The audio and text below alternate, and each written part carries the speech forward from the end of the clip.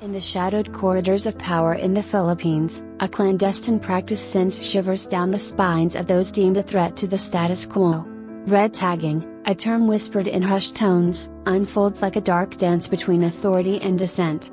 Behind closed doors, individuals find themselves ensnared in a web of suspicion, their every move scrutinized under the ominous gaze of red labels.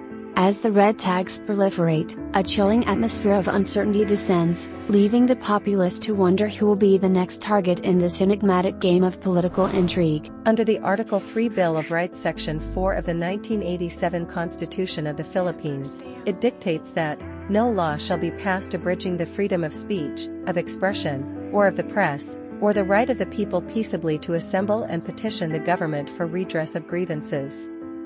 The law ensures that everyone can freely speak and express themselves without fear of being censored by the government. But does it apply to the journalists, volunteers, and activists in the country? Red tagging refers to an act whereby state actors, particularly law enforcement agencies, publicly brand individuals, groups, or institutions as communist terrorist groups, often without grounds. This was made possible by creating the National Task Force to End Local Communist Armed Conflict, or NTFLCAC, and the passage of the Anti-Terrorism Act of 2020. Through these means, and by the own words of former President Rodrigo Duterte, the military and police must forget human rights and kill and finish off all communist rebels.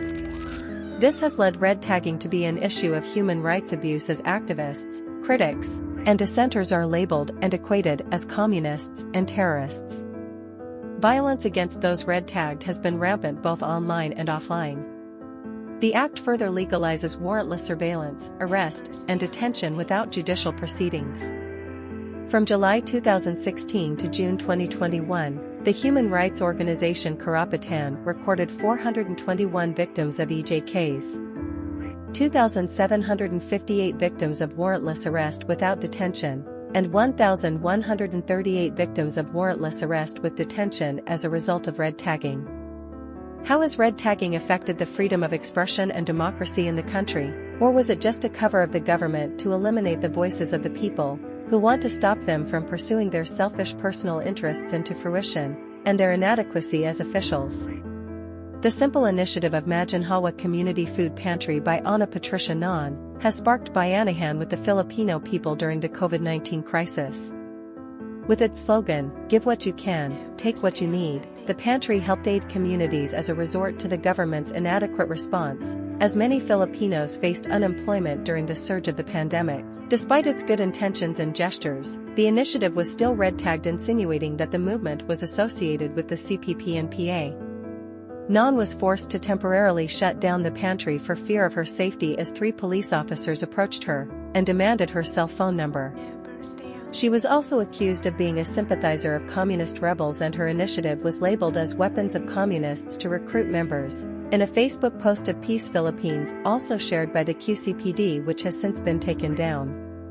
QCPD has then apologized to Non about the incident, but Non's mother is determined to file a complaint to the Office of the Ombudsman for committing mental and psychological torture to her daughter.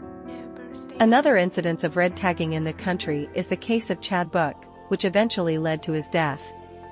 Book was a UP graduate and a volunteer mathematics teacher for the Alternative Learning Center for Agricultural and Livelihood Development, or ALCADAV, an alternative school for indigenous people in Surigao del Sur. Book died on February 24, 2022 on their way back to Davao City after what the military reported as an encounter with army soldiers and the NPA, which AFP claimed that Book was a member of. Before his death, there were numerous accusations that Book had been an underground recruiter for the CPP-NPA-NDF, and had been engaging in such even during his UP days. In a lengthy post of the NTFLCAC, they accused Book of using the IP youths, training them as child warriors, and recruiting them into organizations that support armed and terroristic activities in the guise of alternative school projects like ALCADAV. The SOS Network, a network of LUMED schools of which Book was a member, disputed AFP's claims and said that they sent Book and his colleagues to conduct an initial assessment and environmental scanning of areas where LUMED schools once operated to prepare for reopening. This is only among the cases of red tagging which has been publicized. Even former Vice President Leni Robredo is not exempt, and was subjected to numerous accusations of being a communist supporter, sympathizer, and affiliate.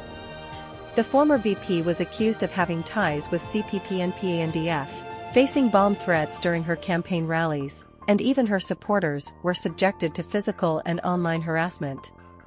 The Philippines is supposed to be a democratic country, and the law have given us our right to express ourselves with accountability. It's not just simply saying that Cristina Palabay is a member of the communist group. It's usually followed by a threat. As early as 2018, we saw posts from different police pages. Our mga mukha namin, syempre na-shock, natakot talaga kami. With these cases, third-year PUPBA journalism student Patricia Kate Villasacate expresses her opinions about the red tagging happening in the country. She said that although it is ideal to say that red tagging has narrowed in the country or even in the press, cases of labeling journalists as terrorists are still surfacing. A plethora of reporters who are doing their jobs and telling the truth were tagged wrongfully since the government saw them as a threat to their image, as she too had experienced red tagging within her family. She also said that doing what is best for the country does not always come in violence. As a student journalist, it disheartens her when the list of red tag people continues, but she does hope and know that in the end, it is the truth that shall prevail. End of quote. The people should be heard, not red tagged.